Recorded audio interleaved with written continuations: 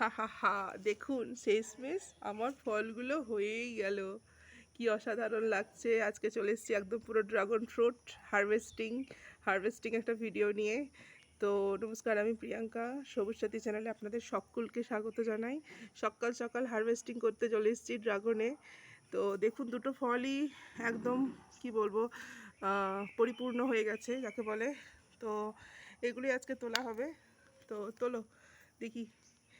এইটা আমি বলেছিলাম ফুল আসা থেকে একদম ফল তোলা পর্যন্ত পুরোটাই আপনাদের সঙ্গে শেয়ার করব। তো ফাইনালি আজকে ফলটা তুলছি।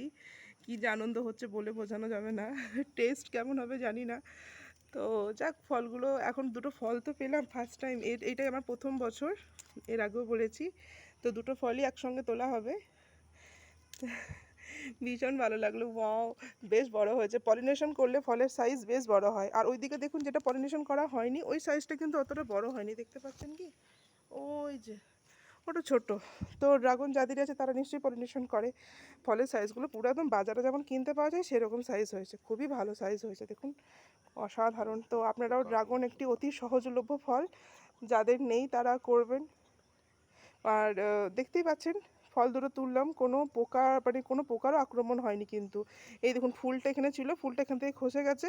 তো এখানেও তো হলে পোকা লাগতে পারতো, কিন্তু কোনোভাবে কোনো পোকা নেই, খুবই ভালো। মানে ড্রাগন অতি সহজ একটি ফল, মানে একদম কম পরিচর্যা, লো মেনটেনেন্ট একটা প্রথমে ছোট, তারপর ছোট থেকে একটা বড় জায়গায় দিলেই যথেষ্ট।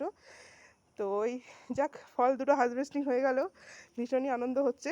দেখতেই পাচ্ছেন দুটো ফল আপনাদের সামনেই আমি তুললাম। তো আমি যদি পারি আপনারাও পারবেন। কোনো ফল গাছ করুন আর না করুন, ড্রাগন অবশ্যই করবেন। ভীষণ ইজি মেনটেনেন্স গাছ। আমি কখনো ভাবতে পারি ড্রাগন গাছ আমার ফল হবে।